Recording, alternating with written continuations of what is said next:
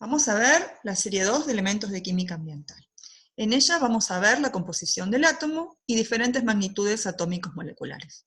En principio podemos considerar que los átomos están formados por tres tipos de partículas: protones y neutrones en el núcleo, y electrones en lo que vamos a denominar región extranuclear. Próximamente vamos a ver modelos, o diferentes modelos, que explican la conformación de los átomos. Por ahora, detengámonos en estos tres tipos de partículas y sus características. Los protones son partículas de masa muy baja, expresada en kilos, y similar a la de los neutrones. Mientras que en los protones tenemos una carga positiva, los neutrones no poseen carga. Los electrones son partículas muchísimo más livianas y poseen carga negativa. La carga de los protones y los de los electrones es exactamente contraria en signo e igual en magnitud, por lo tanto se anulan completamente. Vamos a definir algunas características para poder identificar los diferentes átomos. Vamos a definir el número atómico, o Z, como el número de protones que contiene un átomo. La vez anterior vimos que todas las sustancias del universo pueden ser armadas uniendo los diferentes tipos de átomos a los que denominamos los diferentes elementos químicos. Cada elemento químico, es decir, cada tipo de átomo, posee un número de protones característicos que lo identifica. Mientras que además podríamos definir el número másico, que nos va a indicar cuántas partículas posee dentro del núcleo un determinado átomo. El número másico, o número A, es la suma de los protones y los neutrones y nos da una idea de cómo están formados los núcleos de los diferentes átomos que nos encontremos. Para determinar el número másico, simplemente consideramos cuántos protones y cuántos neutrones tiene ese átomo en particular. Entonces, el número atómico, que es el número que identifica el elemento, es el número de protones en el núcleo. El número másico nos indica cuántos neutrones y cuántos protones, es decir, cuántos nucleones, posee ese núcleo en particular. Y la carga va a ser el resultado del balance entre las cargas positivas dentro del núcleo y de las cargas negativas en la región extranuclear. En este caso, al haber el mismo número de protones y de electrones, estas se compensan perfectamente con el resultado de una carga cero. Para poder expresar toda esta información, existe una simbología típica que consta de escribir el símbolo químico del elemento, su número atómico como subíndice a la izquierda. Entendamos que esto es redundante, es decir, todos los átomos de carbón del universo o de carbono del universo poseen 6 protones en el núcleo. Y luego, como supraíndice a la izquierda, el número másico, mientras que como supraíndice a la derecha, la carga. En el caso de que la carga sea cero, no se indica. Vamos a hacer algunos recuentos. ¿Qué significa esta simbología?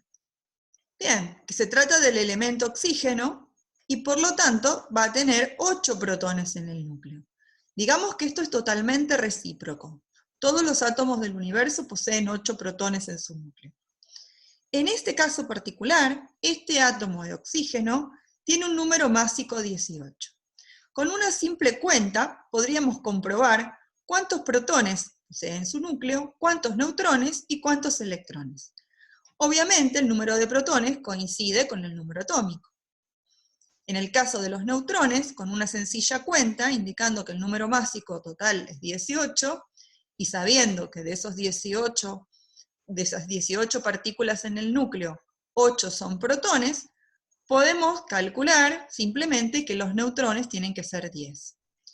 Y en el caso de que no figure ningún supraíndice a la derecha, entendemos que se trata de un átomo neutro, por lo tanto, el número de protones y el número de electrones coincide y se compensaron las cargas de forma perfecta. Vamos con otro ejemplo. Acá tenemos esta simbología para el magnesio. El magnesio tiene 12 protones en su núcleo, eso lo transforma en magnesio. Por eso su número atómico es 12 y lo mismo el número de protones en el núcleo. En este caso, el magnesio tiene un número másico de 25, con lo cual podemos deducir que va a tener 13 neutrones este magnesio. De nuevo, la carga es 0, por lo tanto, protones y electrones coinciden. Por diversas cuestiones que tienen que ver con formar enlaces o las reacciones químicas, se puede modificar el número de electrones en la región extranuclear. Es decir, un átomo puede perder, puede ganar electrones. En ese caso, vamos a tener lo que se llaman iones, partículas con carga, en donde los protones y los electrones no se balancearon perfectamente. Acá vemos un ejemplo. Por ejemplo, este se llama ion sodio. En particular, al tener una carga positiva, lo vamos a denominar catión. En el caso de que la carga sea negativa, se va a denominar anión. El catión sodio está formado por 11 protones, por 11 neutrones, lo deducimos del número másico, y por 10 electrones. ¿Cómo sabemos que es por 10 electrones? Si observamos, la carga es más 1. Eso significa que hay más cargas positivas que electrones. ¿Cuántas más? Una más. Por lo tanto, para que el resultado sea más 1, tenemos que tener 11 partículas positivas y 10 partículas negativas. De esta manera, el balance nos da más 1. Veamos otro ejemplo. En este caso tenemos un anión, tiene carga negativa. Un anión de antimonio. El antimonio, con número atómico 51 y por lo tanto número de protones 51, en este caso tiene número másico 124. Es un elemento pesado. Tiene una masa con un considerable número de nucleones, de protones y de neutrones. Vamos a pensar la carga. ¿Qué significa que el antimonio tiene menos 3 de carga? Que en el balance hay 3 partículas negativas de más. Si los protones son 51, las positivas, por lo tanto las negativas, los electrones, deben ser 54. Observen que el número atómico es particular para cada elemento, es decir, todos los átomos del universo de litio poseen 3 protones en el núcleo. Pero puede existir variedad en cuanto al número de neutrones. Eso hace que existan variedades isotópicas, es decir, átomos de un mismo elemento con diferente número másico. Llamamos isótopos a la relación que existe entre ellos, son isótopos, y a cada uno de ellos le podemos indicar como litio 6, litio 7, litio 8. Es decir, son isótopos del elemento litio. La diferencia, como pueden observar, es en el número de neutrones que poseen, y por lo tanto le va a conferir un número másico distinto. Casi todos los elementos presentes en el universo tienen diferentes isótopos, es decir, variedad en el número de neutrones que poseen. Vamos con algunas definiciones. Si yo quisiera saber la masa en promedio de un átomo, teniendo en cuenta que para un elemento químico puede haber diferentes isótopos que van a tener una masa diferente. Recuerden que los protones y los neutrones son las partículas de mayor masa dentro del núcleo, entonces tener más protones o tener más neutrones va a indicar que vamos a tener más masa o menos masa. Por lo tanto, si yo quisiera saber, por ejemplo, la masa promedio de un elemento como el litio, tendría que considerar que va a haber litios con 6 nucleones, con 7 nucleones o con 8 nucleones, que van a pesar diferente. Lo que podríamos hacer es un promedio para poder determinar esa masa atómica promedio para el litio o para cualquier elemento. La cuestión es que cada uno de los isótopos no tiene una abundancia equivalente. Es decir, hay isótopos más abundantes en el universo y hay isótopos menos abundantes en el universo. Por lo tanto, tendríamos que hacer un promedio pero un promedio que considere esas diferentes abundancias. Vamos a definir una unidad para medir la masa de los átomos. Como vieron, los protones y los neutrones, y los átomos en sí, son partículas extremadamente pequeñas, con masas extremadamente pequeñas. Expresarlas en kilos, expresarlas en gramos, nos dan números muy pequeños. Por lo tanto, vamos a definir una unidad especial para medir masas de átomos, denominada UMA, o unidad de masa atómica. Para que observen qué tan chica es esta unidad, les pongo las equivalencias entre la UMA y el gramo, y entre la UMA y el kilogramo. Por ejemplo, si yo quisiera saber la masa atómica promedio, es decir, ¿cuál es la masa en promedio de los átomos de neón? Bueno, el neón es un elemento químico que tiene número atómico 10. Y hay 3 isótopos diferentes que tienen masas diferentes. Por ejemplo, hay un isótopo que tiene 19,99 UMAS de masa, otro que tiene 20,99 UMAS de masa, y otro que tiene 21,99 UMAS de masa. Pero tienen además abundancias diferentes. El primer isótopo es mucho más abundante que los demás. Vamos a calcular en promedio cómo pesaría o cuál sería la masa de un átomo de neón del universo. Para eso vamos a usar un promedio ponderado. A cada uno de los isótopos lo vamos a considerar con lo que pesan, con su masa en UMAS, y con el porcentaje de abundancia que tiene. Es decir, realizamos un promedio ponderado. En este caso, cuando realizamos la cuenta, obtenemos que la masa en promedio para los átomos de neón es 20,17 UMAS. Observen que, por supuesto, el promedio, la masa atómica promedio, es un valor que nos da entre todas las masas atómicas de los isótopos. Y además es semejante a aquel isótopo que tiene una mayor abundancia. Es decir, que podemos decir que la masa en promedio de los átomos de neón que existen en el universo, teniendo en cuenta todos sus isótopos que pesan diferente, es de 20,17 UMAS. ¿Qué tan chiquititos son estos átomos? Bueno, si lo pasamos a kilogramos con el factor unitario correspondiente, ¿no?, de la relación anterior, podríamos considerar un factor unitario, pensando que 1,66 por 10 a la menos 27 kilogramos es lo que corresponde a una UMA, la unidad UMA se simplifica, obtenemos la masa atómica promedio para el neón en kilos. Observen qué tan pequeño es este valor. Ni la mejor balanza del mundo podría pesar un átomo, ni 1000 átomos, ni 1.000.000 de átomos. Es decir, son inimaginablemente chicos los átomos. Esta misma cuenta que acabamos de hacer para el neón, la podríamos hacer para todos los elementos de la tabla periódica. Es decir, para cada elemento, determinar la masa de cada uno de esos isótopos, determinar la abundancia de cada uno de esos isótopos y calcular el promedio ponderado para cada uno de ellos.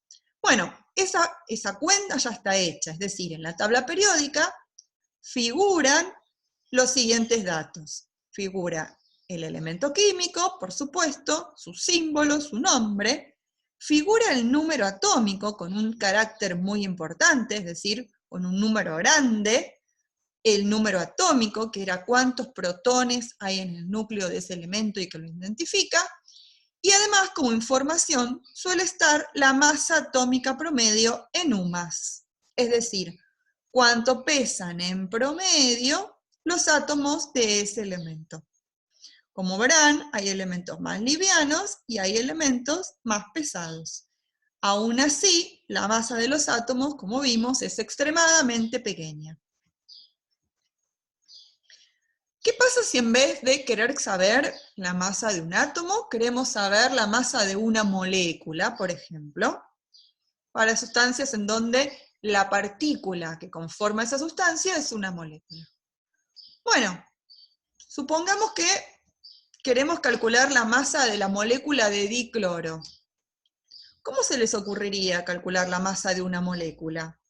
Bueno, si la fórmula nos indica que está formada por el enlace de 2 átomos de cloro, podemos, a partir de la tabla periódica, buscar la masa del cloro y multiplicarla por 2. Es decir, que la masa de la molécula de dicloro va a ser 2 veces la masa del átomo de cloro, ya que está formada por 2 átomos de cloro.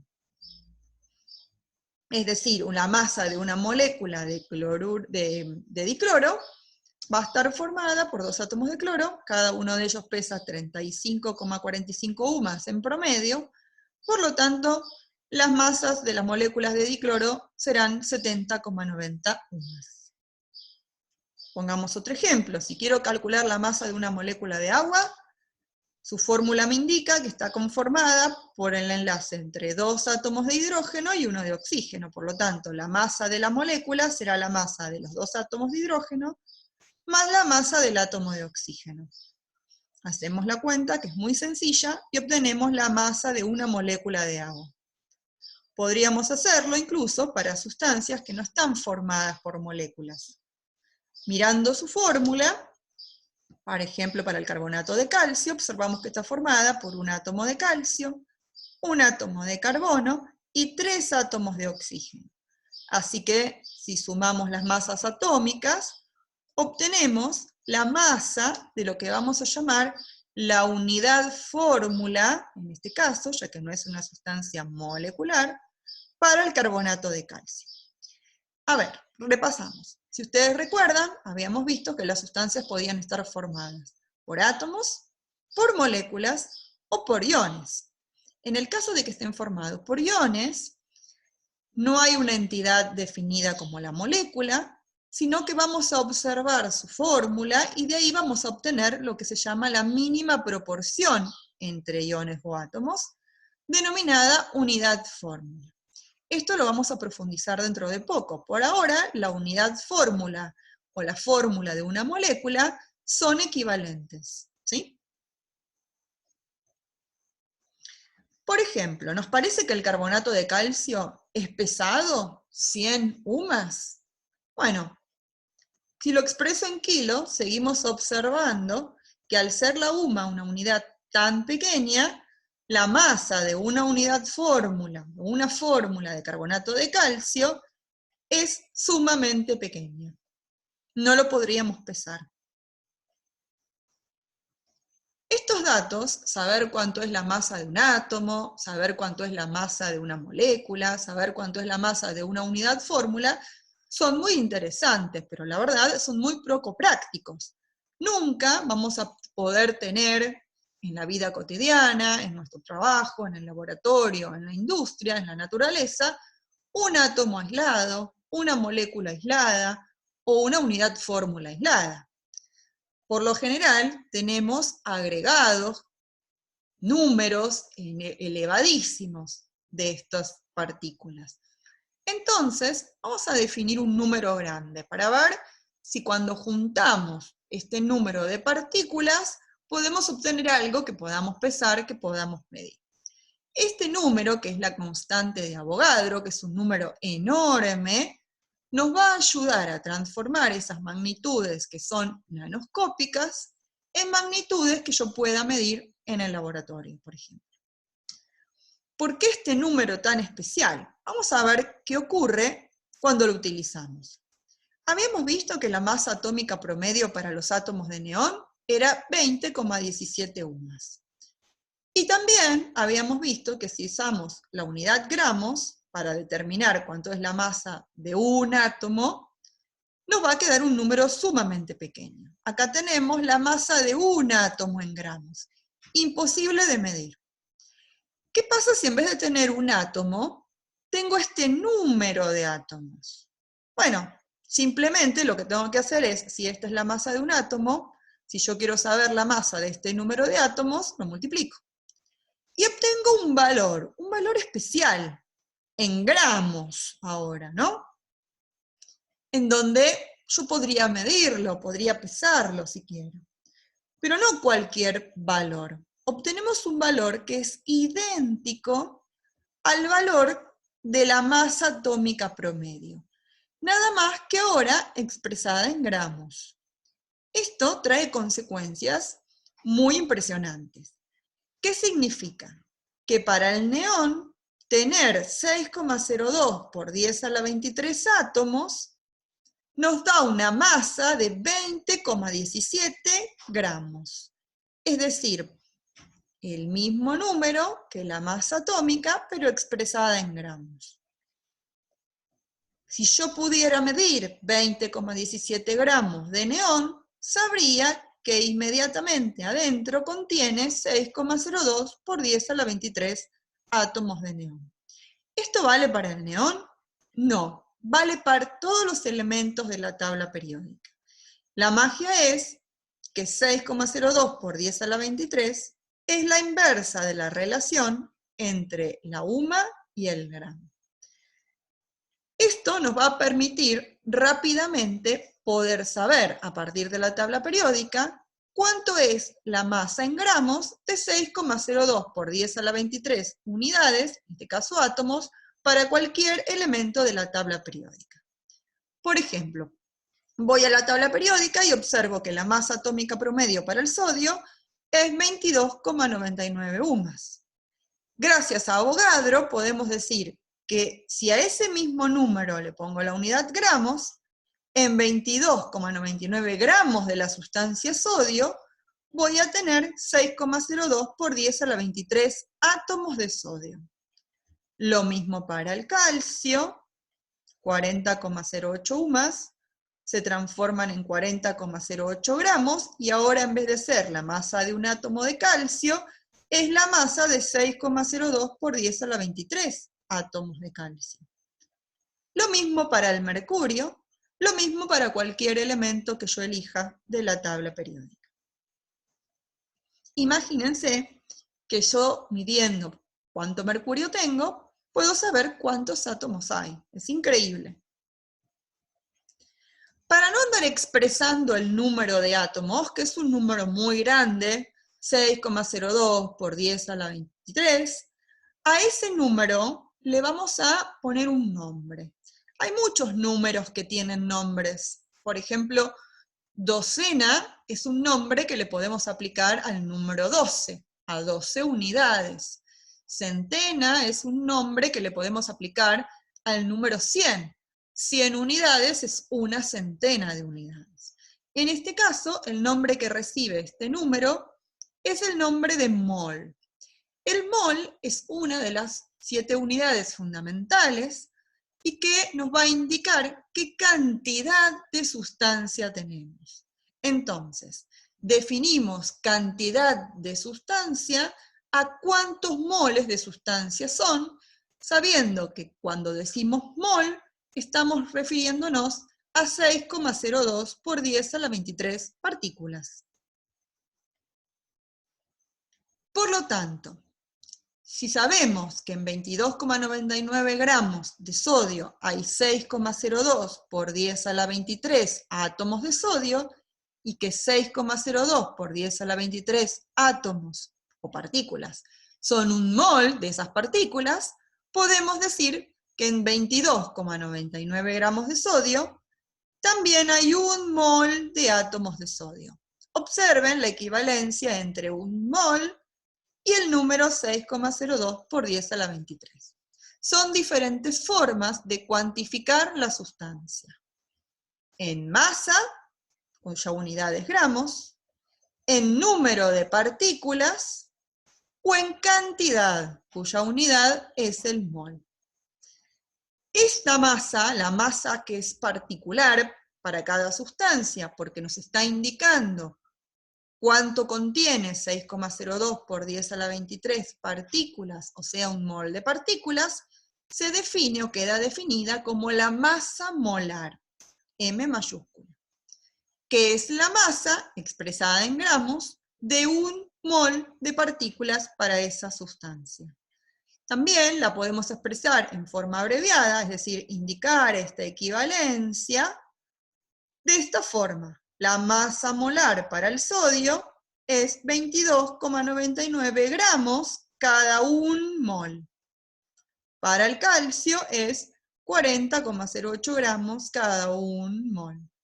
Cada vez que tengamos 6,02 por 10 a la 23 átomos de mercurio, es decir, un mol de átomos de mercurio, tenemos una masa de 200,59 gramos de mercurio.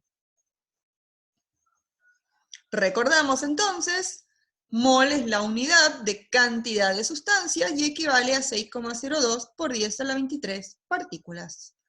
Queremos ser insistentes con esto. Muy bien, vamos a plantearlo dentro de un ejemplo, ¿sí?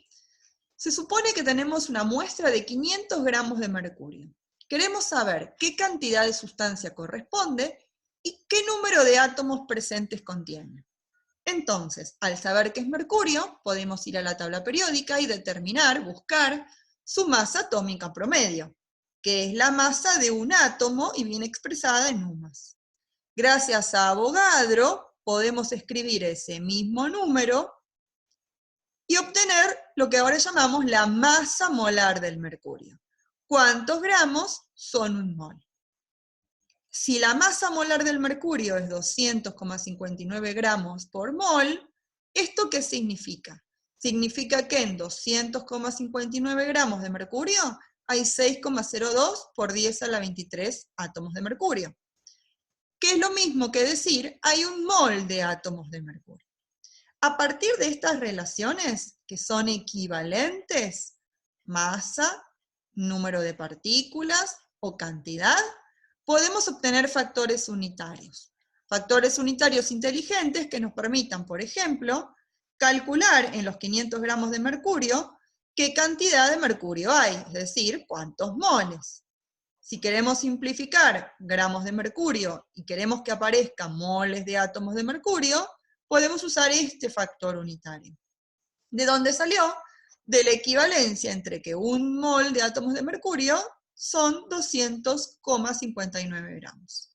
Simplificamos, resolvemos la cuenta y obtenemos cuántos moles de átomos de mercurio hay en 500 gramos de esa sustancia. Es decir, obtuvimos qué cantidad de mercurio hay en 500 gramos de esa sustancia.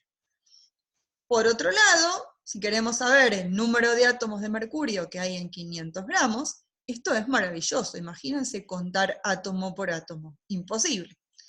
Bien, buscamos otro factor unitario de nuestra relación que me permita simplificar la masa de mercurio y que obtener el número de átomos de mercurio. De esta relación obtenemos la proporción en la cual se simplifica y obtenemos el número de átomos de mercurio. Siempre es importante, a pesar de que son números o bien grandes o bien chicos, no perder de vista la coherencia del resultado que obtenemos, ¿sí? Es decir, el mercurio, un átomo de mercurio, pesa 200,59 UMAS. Esto es un valor muy pequeño, porque es la masa de un átomo. La UMA es una unidad sumamente pequeña. Cuando ahora la expreso en gramos, ya no tengo un solo átomo, tengo billones de átomos. Por eso es una masa muy apreciable. En 500 gramos voy a tener muchos átomos. Voy a tener 2,49 moles de átomos. Sabiendo que cada mol es 6,02 por 10 a la 23, es un número enorme. De hecho, acá lo calculamos.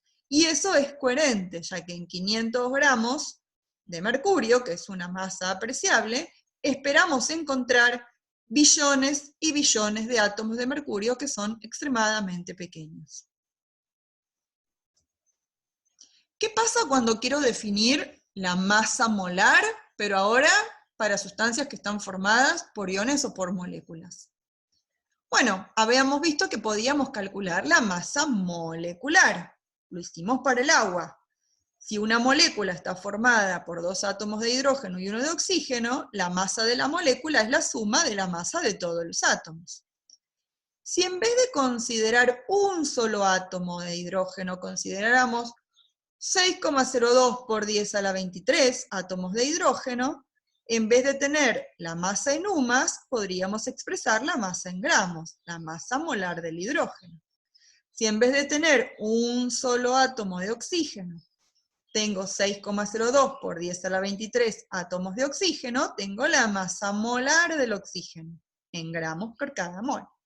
Es decir, que si yo quiero calcular la masa de un mol de moléculas, simplemente puedo pasar la masa de una molécula a su valor en gramos por mol. Es decir, es exactamente igual que para los átomos. Por ejemplo, vimos que para el cálculo de la masa molar del agua, simplemente lo que haríamos era considerar la masa de 2 moles de hidrógeno y la masa de 1 mol de átomos de oxígeno. Con eso puedo armar 1 mol de moléculas de agua y pesarán 18,02 gramos. Si quisiera calcular la masa de 1 mol de dioxígenos, bueno, la fórmula me indica que se necesitan 2 átomos de oxígeno para cada molécula. Si tuviera que armar 1 mol de estas moléculas, necesitaría 2 moles de átomos de oxígeno. Por lo tanto, la masa nos da 32 gramos. En el caso del cloruro de calcio, y siguiendo la fórmula, será 1 mol de átomos de calcio y 2 moles de átomos de cloro. Sumamos y obtenemos la masa molar del cloruro de calcio. Es sumamente sencillo. Por ejemplo, si yo tengo 200 gramos de agua y quiero saber qué cantidad de moléculas de agua hay y qué número de moléculas de agua hay, análogamente a lo que hicimos para los átomos de mercurio, podemos obtener nuestra relación. Primero sabemos cuál es la masa molar de la sustancia agua, a partir del cálculo del oxígeno y del hidrógeno, y podemos plantear nuestra relación. En 18,02 gramos de agua, vamos a tener 6,02 por 10 a la 23 moléculas de agua, que es la partícula con la cual está formada esta sustancia. Y a su vez, tener este número implica tener 1 mol de moléculas de agua. Es equivalente. Cualquiera de estas 3 magnitudes son equivalentes. Esta masa de agua, este número de moléculas o esta cantidad de sustancia. Entonces, para nuestra muestra de 250 gramos de agua, buscamos el factor unitario que nos permita calcular, en principio, la cantidad de moléculas de agua. Simplificamos la masa de agua, hacemos la cuenta y obtenemos la cantidad de moléculas de agua. En este caso, 13,9 mol de moléculas de agua, que es la partícula que conforma la sustancia. Más adelante van a ver que se obvia indicar cuál es la partícula que forma la sustancia. Y simplemente podemos decir 13,9 mol de agua, entendiendo que estamos hablando de 13,9 mol de partículas que conforman la sustancia, que en este caso son moléculas. Para el número de moléculas procedemos de la misma manera. Buscamos un factor unitario, una equivalencia que valga 1, por la cual yo pueda multiplicar mi muestra, y en ese caso cancelar la masa de agua y obtener el número de moléculas. Obviamente, al ser una masa apreciable, el número de moléculas es inimaginablemente enorme.